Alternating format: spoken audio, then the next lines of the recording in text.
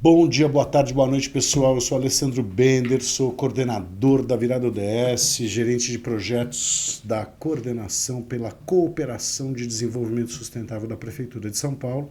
E eu estou aqui com a Rebeca, a nossa querida parceira do ILP, que ela vai poder explicar daqui a pouco para vocês, da ALESP, da Assembleia Legislativa do Estado de São Paulo. E eu estava falando agora sobre isso, a gente está querendo conversar um pouco com vocês e principalmente com a Rebeca, que tem bastante vivência em relação a esse desafio dentro da ALESP, né, sobre o que é participação cidadã. Né? A gente não tirou esse tema do nariz, a gente não inventou isso daqui, na verdade isso daqui é uma das grandes pautas que estão acontecendo, porque durante esse ano nós, em todos os nossos podcasts, vamos conversar sobre pautas que estão associadas à COP30. É uma COP que está acontecendo na cidade de Belém, aqui no Brasil. A gente sabe que vai ser um tremendo desafio, não só do ponto de vista logístico, né? Vocês devem estar acompanhando que os aluguéis estão uma loucura, como é que faz, porque é uma cidade não é uma cidade, né, que tem toda essa infraestrutura para poder receber um evento desse porte, mas é legal que ela tenha essa possibilidade. Né? E um dos temas, né, que a COP30 vai tratar é a questão da participação cidadã. E eu acho que a contemporaneidade, eu acho que a sociedade de 2025, hoje, ela tem essa coisa, né?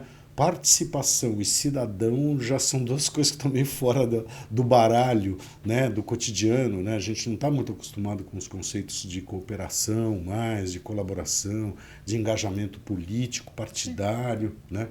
Então eu queria primeiro que você se apresentasse, Rebeca, falasse um pouquinho do que é o ILP, e aí a gente começa a conversar um pouco sobre esse tema. Perfeito. Eu sou a Rebeca Luiza, eu sou a coordenadora, né, de projetos especiais do ILP. O ILP é o Instituto do Legislativo Paulista, ele é da ALESP. A gente costuma brincar que o ILP é a ponte entre o cidadão e a ALESP. O cidadão e o legislativo do Estado de São Paulo. O ILP ele vem muito com essa proposta de tentar aproximar tanto o Alessandro Bender, o José, a Maria, do nosso deputado ou nossa deputada. E, ao mesmo tempo, quando a gente fala dessa aproximação, quando a gente fala dessas propostas, parece que é uma coisa muito utópica. Só que não é uma coisa que é feita para um futuro, é uma coisa que ela é realizada agora. Então, o ILP ele busca nivelar um pouquinho nessas possibilidades acadêmicas, então, porque a gente tem publicações acadêmicas, a gente tem revistas, cadernos, a gente tem palestras, workshops. Ele é a escola do legislativo. E essa escola ela é focada especificamente em trazer essa conversa entre o público e o legislativo, e os dois estão na mesma cadeira. Posso te fazer uma pergunta? Essa escola tem porque a gente usa muito o termo hoje de letramento, né? Uhum. Então a gente tem uma questão de letramento racial, a gente tem uma questão de letramento de uma série de vertentes. É um tipo de letramento? Letramento político. Isso. Sim. Por que vocês se investem tanto nisso? Qual é a questão? Tá. Porque como que a gente consegue entender o que está acontecendo na política? Quando a gente faz um processo legislativo, como que funciona? Como que alguma coisa vira uma lei? E como que eu, dentro de um sistema democrático, consigo efetivamente acompanhar, ver que as minhas demandas elas estão sendo cumpridas, essa pessoa pela qual eu votei para ser o meu representante legal, se ele realmente está seguindo isso, e quais são as ferramentas desse processo. Então, quando no ILP a gente oferece esses cursos, esses debates, essas revistas, e a gente coloca no mesmo lugar o deputado para tanto aprender quanto fazer uma troca com a gente, e o cidadão para aprender e fazer uma troca com a gente consegue buscar esse diálogo em comum, esse português que é falado e entendido junto. Tem uma coisa as pessoas reclamam muito da política, né? Quer Claro. dizer, então, a população em geral, né? Quer dizer, bom, primeiro que a gente reclama muito do Brasil, né? Quer dizer, o hobby do brasileiro é falar mal do Brasil, né? E eu acho que o Roberto, esqueci, agora me esqueci o nome dele, depois eu me lembro, um sociólogo importante, que ele deu aquele nome da síndrome do vira-lata, né? Que a gente tem um pouco isso, tal. E a gente bate muito na questão da política. A partir do momento em que você está dentro do universo político, você muda um pouco de percepção, primeiro porque você descobre que tem muita gente fazendo muita coisa legal, Sim. né? Quer dizer, lógico, tem de tudo, né? Mas a questão da participação, né? A questão do engajamento, como é que você enxerga isso do ponto de vista mais social? Assim, por que as pessoas estão menos engajadas ou estão menos engajadas mesmo? Você acha que tem um futuro mais positivo das pessoas se engajarem? Porque a gente você tem experiência em outros países, você já foi viajar para outros lugares, e a gente fica encantado justamente com algumas coisas que dependem da gente, né? Sim. Depende da gente, né? Não é depende de chegar, sentar e falar assim, não, se o governo fizesse isso. Não, não. Depende do cidadão se engajar, de juntar, fazer o comitê lá, juntar as minas da questão Sim. tal, ficar batendo. Tem gente que acha que isso é uma coisa errada, Sim. entende? Como se fosse assim, a pessoa está contra. Não, na verdade ela está exercendo um tipo de cidadania. O que você acha? Fala um pouco do cenário para eu poder entender como é que você enxerga isso. Eu acho que, primeiramente, a gente precisa entender que a síndrome de vira-lata, ela nada mais é do que uma forma que a gente chama a grama do vizinho é mais verde.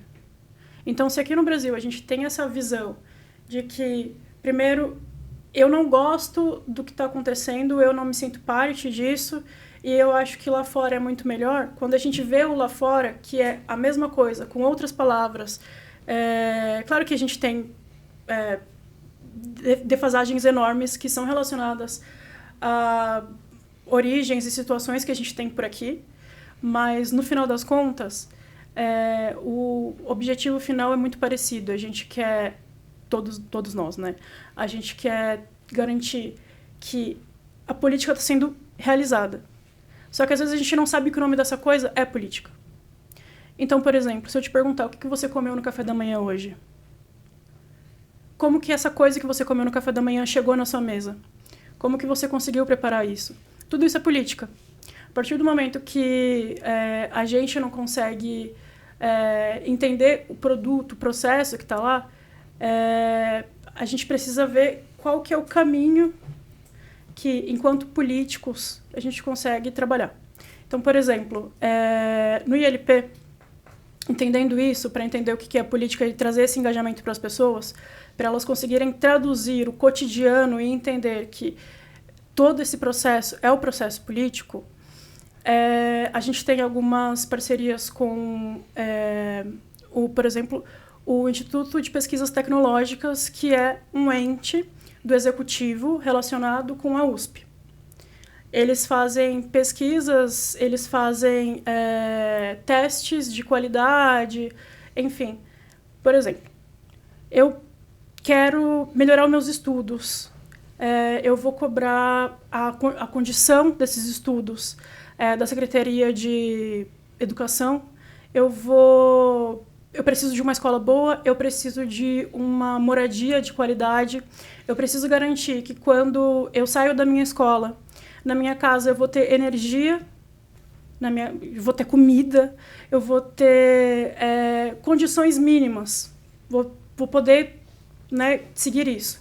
Só que beleza, se eu já tenho a minha casa nessas condições que não necessariamente são as melhores, eu tenho a minha escola também.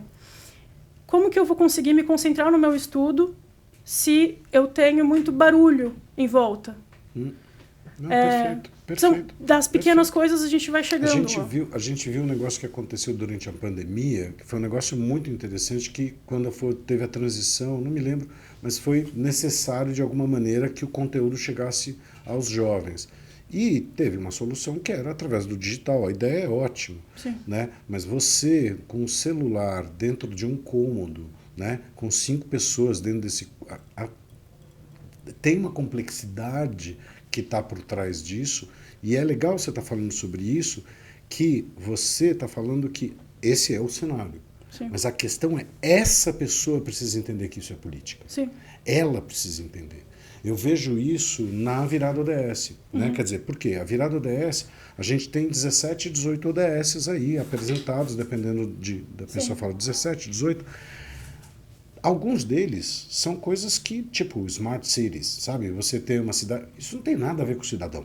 Isso daí é uma questão que cabe a nós batalhar junto ao governo para que a gente tenha uma cidade mais inteligente. O próprio projeto de Smart Sampa, que a gente está, né, que já é isso daí. Agora a gente está com sistemas mais inteligentes para poder gestão a gente estava desenvolvendo um carbonômetro e por aí vai.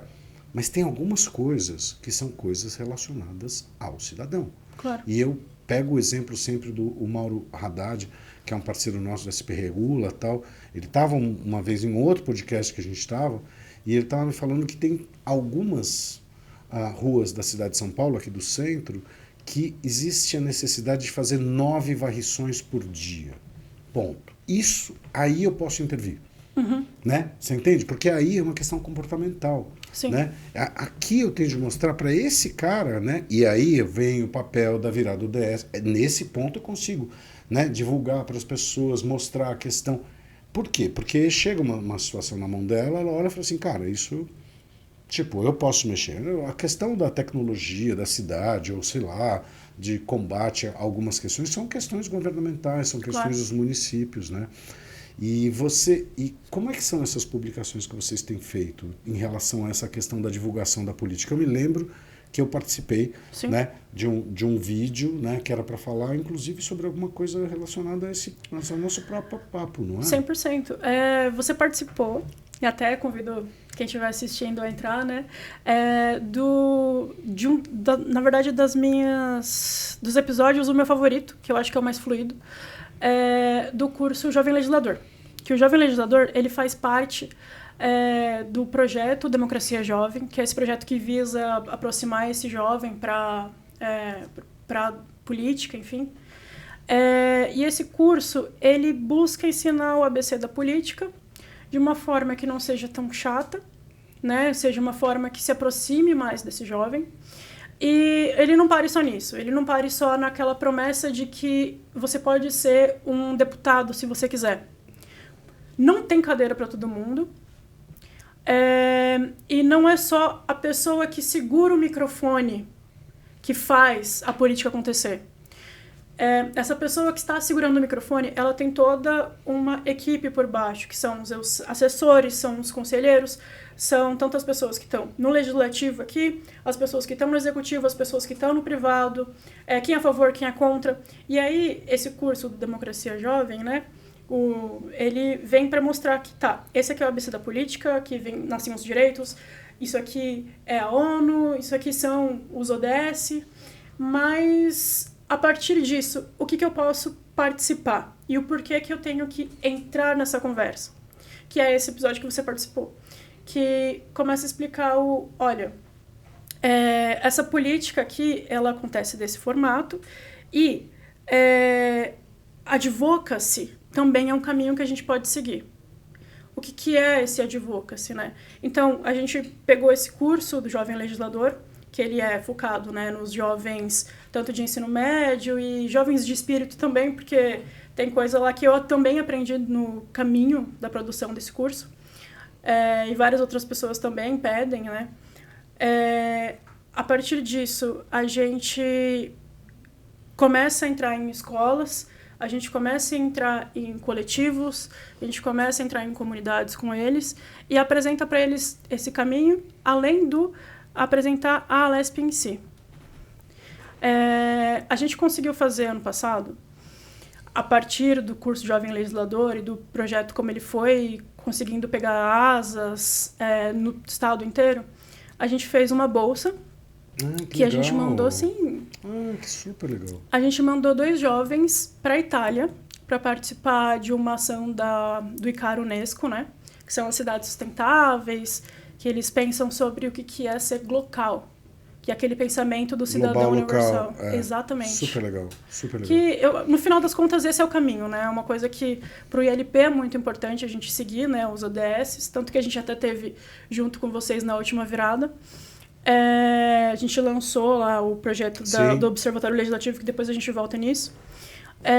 E aí esses jovens foram para lá, eles fizeram essa troca com jovens do mundo inteiro, dos 5 continentes, e uma conversa que a gente teve super quando eles voltaram foi justamente isso, essa questão do vira-lata, essa questão da grama mais verde, como que quando a gente tem esse contato direto com essas pessoas desses outros lugares, a gente vê que as nossas necessidades elas acabam sendo parecidas. A gente tem visões diferentes, religiões, culturas, interpretações diferentes, mas no final, quando a gente faz essa troca, a gente consegue ver que essa solução aqui deu certo por causa desses fatores, aqui deu errado, mas dá para melhorar.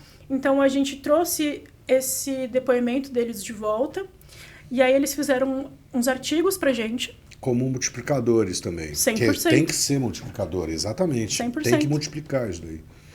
E aí, esses artigos a gente pegou, nós publicamos, né, num dos cadernos do ILP, e recentemente eu tive uma notícia muito boa, que uma dessas jovens que a gente mandou, a Mariana Bialski, ela está trabalhando na OIM. Ah, que legal. Que é a agência, né, da ONU para a imigração, que foi o projeto que ela apresentou voltando para cá. Então a gente vê que, além do curso que você participou e foi super legal, está crescendo, as outras ações elas também vão atingindo esses outros cantos. Então a gente puxa a participação cidadã por aí. Exatamente, a pergunta que eu ia te fazer é exatamente assim, dentro desse contexto, o teu cheiro é que essa participação está começando a evoluir, porque eu vi a barriga disso, né? Sim. Eu vi o descrédito, né? Quer dizer, eu tenho um histórico mais antigo, né? Sou mais rodado, né? Então, eu vi o descrédito, aquela coisa de da participação popular. Você está sentindo essa curva de uma maneira mais ascendente? Como é que você está vendo isso hoje? Eu estou sentindo que depende do lugar onde a gente está. Depende do público que a gente conversa. Porque quando a gente começa a fazer as tentativas, né, as buscativas dos parceiros, para a gente poder realizar, porque nada disso a gente faz sozinho. A gente precisa justificar o porquê que a gente quer fazer esse projeto. Sim. Então, dependendo da pessoa que a gente chega, a gente entende que ele não tem interesse nesse assunto, porque ele não vê como uma necessidade nesse local. Então, não tem uma buscativa ali. Explica melhor. Beleza. O que quer dizer? Isso daí, o cara, ele apresenta para você um desinteresse, ou você acha que ele já tem esse tipo de... Eu não entendi. Inicialmente, às vezes a gente encontra um desinteresse ali. Mas conversando mais, entendendo o que está acontecendo nessa região, a gente descobre que, na verdade, não é um desinteresse à pauta, mas é a forma que ela é apresentada. Ah, entendi. Então, então, por exemplo, quando a gente fala sobre engajamento, as palavras elas são muito trocadas, né? Então, o engajamento ele não é só uma coisa online, mas ele é o dia a dia de a gente estar fazendo essa política. Eu percebi, assim, eu sou tutor de jovens indígenas, eu ajudo a preparação para eles entrarem no vestibular, porque tem uma questão de que não tem jovem indígena na faculdade, e aí, né, quer dizer, você tem N etnias nas faculdades, você não teve um colega indígena. Quer dizer, talvez você tenha tido agora, mas, né, mais recente, mas a gente não vê jovens indígenas e tal. E eu comecei a fazer projetos, aí vamos fazer, juntar dinheiro, fazer uma vaquinha online para poder ajudar o cara, porque é a mesma coisa que você falou, não adianta a gente chegar e botar o cara na faculdade, onde é que ele vai morar, onde é que ele vai comer, é um cara que vai sair da tribo específica, de um grupo, vai para uma cidade para estudar, tem toda uma complexidade que vai além. E toda vez que eu fazia projetos, eu falava, gente, chegava assim, Rebeca, a gente vai conseguir uma vaquinha para você e tal. E o cara não olhava, ele não sorria. E eu fiz isso várias vezes, falei assim, cara, o que está acontecendo? Aí eu percebi, né, dentro do meu local privilegiado de ser e de amar, né, eu percebi que esse cara faz 500 anos que ele recebe promessa, né? Quer dizer, então, a partir isso. então o nosso problema não é só que eu acho, concordo plenamente, é como você colocar, mas no sentido de que você vai ter que ser persistente nesse rolê. Sim. Né? Porque a gente tem uma resistência também causada pelo descaso, ou às vezes causada pela omissão, não especificamente de um governo ou de outro, ou seja, de todo um contexto que algumas pessoas ficaram fora, né, da festa, por assim dizer, e Sim. outras tiveram mais acesso. Né? Sim. Que diferença que isso vai fazer na minha vida, né? Entrando nesse processo inteiro. Tipo, eu já não entendo o que vocês estão falando lá. Eu sei que, aspas, eu sei que no final das contas vocês vão me prometer, eu vou votar em vocês, mas essas coisas não vão acontecer. Né? O que não é verdade. A gente tenta mostrar que tem toda uma questão de mídia, né? Tem toda uma questão de como as notícias vão chegando. E, por exemplo, o ILP lançou o Observatório Legislativo, que o Observatório Legislativo é uma parceria, novamente, o ILP ele trabalha muito com isso. A gente precisa das parcerias para atingir os objetivos de desenvolvimento sustentáveis. E o Observatório Legislativo de Objetivos Sustentáveis, ele busca justamente mostrar essas coisas que a gente acaba não enxergando. Então, por exemplo, o observatório, ele pega desde 2015, que foi quando foi feito, né, as ODS, as leis que foram criadas, o que aconteceu com elas, se elas foram sancionadas ou não, qual que foi o caminho, elas estão sendo efetivas, onde elas estão chegando, existe uma série de dados que são coletados e como que a gente consegue entender entre o legislativo, o executivo e até mesmo o judiciário, por muitas vezes, se a gente realmente está chegando, né, nos objetivos do 2030. Então, a partir desses documentos, a gente faz esse demonstrativo dos objetivos. Então, a minha urgência é poder garantir que a água que eu vou beber na minha casa é uma água que não vai me deixar doente. O que o governo está efetivamente fazendo sobre isso? Beleza, quais foram as leis? Foram essas aqui, sobre água, vida sustentável, ok. Como que essas leis se encaminharam? Ela virou uma política pública aqui? Ela virou um curso aqui? Ela virou uma nova forma de conseguir identificar e incentivar a pesquisa sobre a qualidade dessa água? Então, é isso que o Observatório Legislativo traz nesses relatórios. Isso enfim. É muito legal. E ele é público, como é que funciona? Como é que eu, por exemplo, posso acessar essas informações? Isso super me interessa. Claro, no caderno do ILP, que todas as publicações elas são colocadas disponíveis no site do próprio ILP, a gente já tem os resultados, os levantamentos e até mesmo a partir desses dados o que a gente faz, né? Porque os dados são muito importantes para a gente conseguir pautar as políticas, pautar o caminho que vai ser seguido. Mas a partir disso, depois que eu tenho esses números no meu papel, o que eu faço e com quem eu falo? E aí entra um pouquinho esse objetivo das palestras, dos debates que a gente traz, que é conectar essas pessoas. Dentro da casa do povo, né? Quer dizer, 100%. que essa para mim é um negócio que me mexe muito, assim, a questão de ter gente dentro, né? Da Alesp, né? Quer dizer, ter gente, a gente estava fazendo a gravação lá do evento, veio um senhorzinho, não que eu não seja, mas mais senhorzinho do que eu, né? Veio um senhorzinho e começou a trocar uma ideia sobre sei lá o que, era um cara. Aí você fala assim, o que esse cara está fazendo aqui? Eu falei, não, ele está na casa dele, né? Quer dizer, eu acho que a gente precisava cada vez mais, né? E eu sei que vocês estão nesse movimento, né, de trazer as pessoas para dentro, inclusive para desmistificar esse papel do que é política, porque eu acho que tem gente que ainda nem percebeu a diferença do que é política e do que é partidário, desculpa. Sim. Né? Quer dizer, partido é um tipo de política, mas a política você começa, né, como você falou, Sim. no seu cotidiano ali, nas questões de como você se engaja, como você se move. Então você acha que tem um movimento positivo, assim? Você acha que as pessoas têm se engajado mais? Tem. Tem? A gente tem tido uma aderência muito legal depois que a gente conseguiu compreender a linguagem. Porque a questão é essa, como a gente consegue se comunicar com essas pessoas. Então, por exemplo, na Alesp, a gente tem a Assembleia Popular, que é um dia... Cara, é uma ideia, assim, bárbara. Microfone aberto. É um dia que a gente tem uma sessão real isso é com essas massa. pessoas ali, pessoas que elas sentem que têm a necessidade de passar as suas pautas para tanto a cidade, né, o seu ambiente, a sua comunidade. E a gente tem um registro de tudo isso, a gente tem algumas propostas que elas até levaram outros debates, né? E, por exemplo, o Alesp de Portas Abertas, Que eu conheço. claro, que você também já tem uns planinhos. Já tem uns planinhos. Daqui a pouco a gente, né? Daqui a pouco a gente acerta. O Alesp de Portas Abertas, ele é nada mais, nada menos do que a visita monitorada que a gente tem na Lesp, que ela não é focada só no histórico.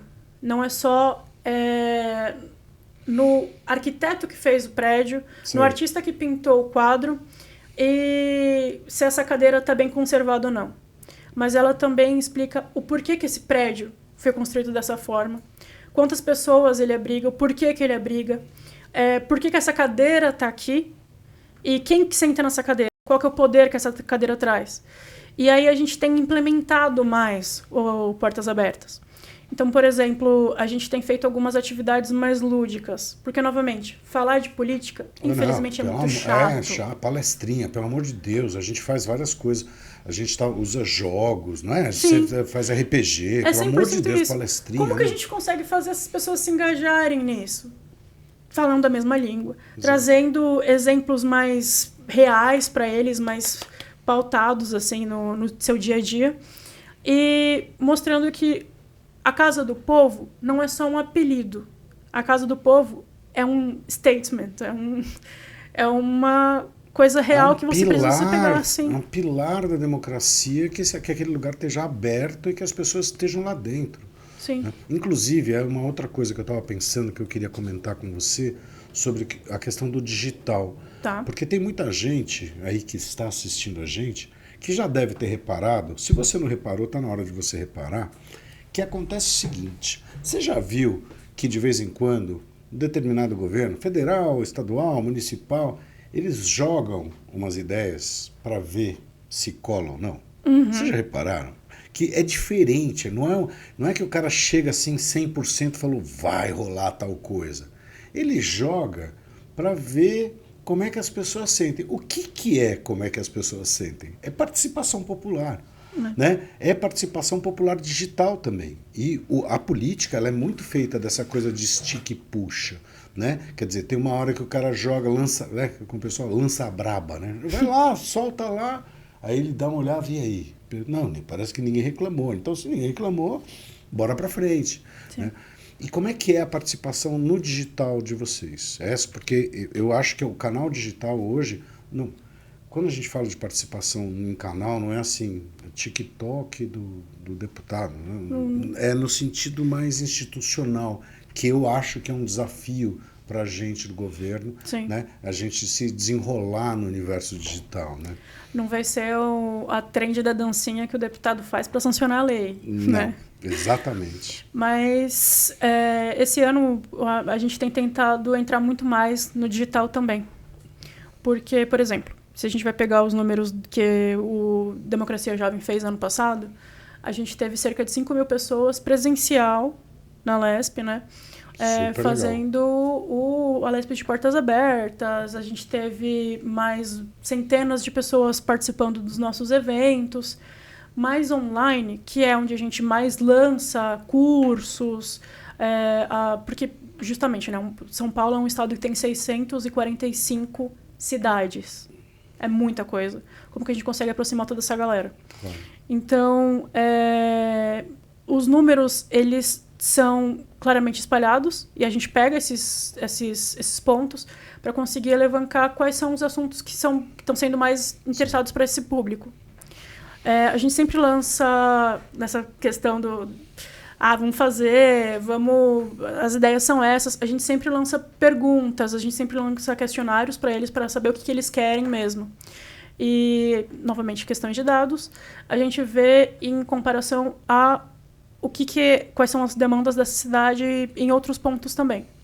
Então, por exemplo, esse ano, a gente vai jogar, fica aí um convite, né? mais alguns cursos que não vão ser só online para esses campos, mas também para esses campos, eu digo, para esses assuntos. Esses assuntos. Os mesmos temas, Sim. novos temas. A gente vai fazer híbrido para eles também. Ah, híbrido é legal. Sim. E aí a gente vai levar gente para lá e vai trazer gente para cá. Isso mesmo. Ah, isso é ótimo. Porque, vamos falar a verdade, Ale. A gente tem algumas limitações que o setor privado não tem, né? Sim. No online. Sim. Que é quando a gente consegue injetar dinheiro nessas publicações. Sim. Então, se tem toda uma equipe pensando nas demandas, qual que é a trend nova, qual que é o melhor som, ou o que você consegue fazer para captar esses primeiros 3 segundos de atenção da pessoa, também tem dinheiro injetado aí. E o nosso dinheiro ele não vai para publicidade, ele vai para ações e políticas públicas. Então, a gente precisa pensar em outras estratégias para conseguir aumentar esse número. A gente tem, né, dentro de ações, principalmente aqui no município de São Paulo, eu não sei como é que é na Alesp, a gente não tem disponibilidade de fazer publicidade. Não é assim que funciona, é simples assim. Então, a gente é meio esse broadcast service, assim, de a gente chegar e esse serviço de comunicação que é esse canal, né, que tem poucas pessoas que assistem, tá tudo bem, mas a gente está colocando esse conteúdo à disposição, né, do munícipe, à disposição, né, do cidadão, para que ele possa, de alguma maneira, ele está se envolvendo. E assim, se você consegue encontrar alguma coisa no Wikipedia, se você consegue encontrar alguma coisa no YouTube, no TikTok, eu não tenho nada contra esses canais, hein? Pelo amor de Deus. Quer dizer, se você fizer uma curadoria de TikTok, é um negócio finíssimo. Né? Mas não cabe a nós também, né? Como você falou, ficar fazendo dancinha. Tem gente que faz, tem gente que tá hypando aí. Eu até queria. Tem algumas coisas do Democracia Jovem. Que deve ser legal, molecada, Sim. né? Que é legal, mas eu tô fora da dancinha, posso garantir para você.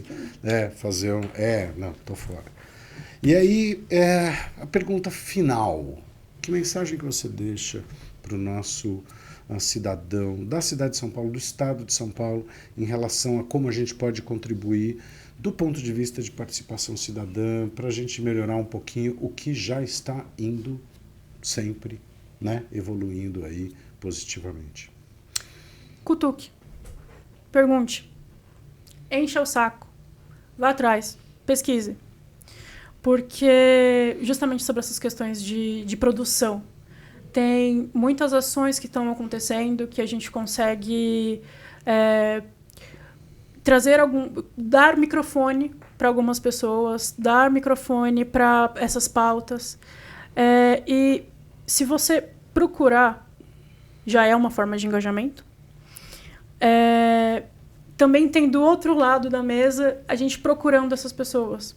Então, nesse meio, a gente consegue se encontrar, a gente consegue se cutucar junto e ir além.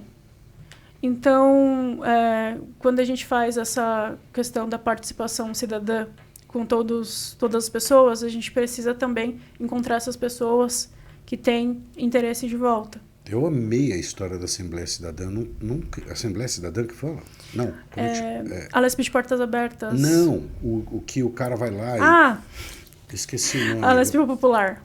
Achei isso genial. Como é que é? Periódico? Como é que é isso? É periódico. É periódico. Mas a gente sempre lança na própria Alesp, no Instagram da Alesp, as datas.